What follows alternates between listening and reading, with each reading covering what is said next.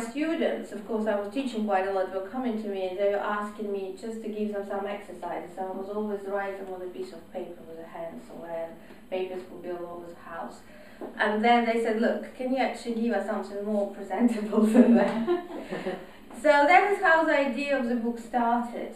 And I said, okay, I'll do the book. And what is now in the book, which stage 1, is actually was this original exercises, stage 1 and stage 2. And I showed it to a few professional musicians, and they said, yeah, it sounds interesting, but for a book it's maybe not big enough.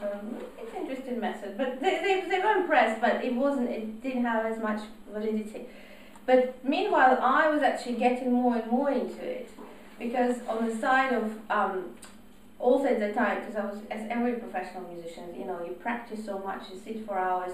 I noticed that I had started experiencing problems with my back, and I started going to see various doctors, and I thought, my God, you know, in my 20s I'm already feeling like I'm 100 years old, and I have to really find a way of kind of coping with this myself. So again, I this is why I got involved in the yoga even deeper and deeper and deeper. And therefore, the principles from yoga, I started applying them not only to the playing as such, but to the whole kind of, even the lifestyle. Although it's not always possible, I have to say. It's always a balance.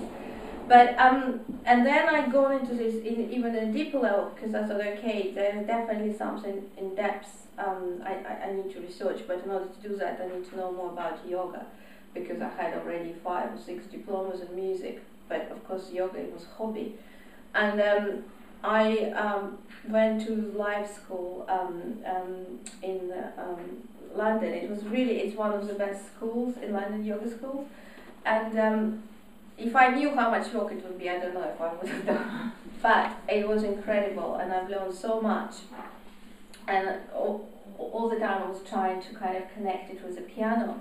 So I started doing these workshops on preparation for stage fright and working with different aspects. Like, for example, I have lots of professional musicians now coming to me, actually quite young, I would say young, early 30s, who have tension problems. But what I've definitely noticed that none of the educational establishments, neither in the UK, neither in Russia, or Ukraine for that matter, have a special class, a special discipline, which actually teaches people how to look after their professional body. You know, it's so important.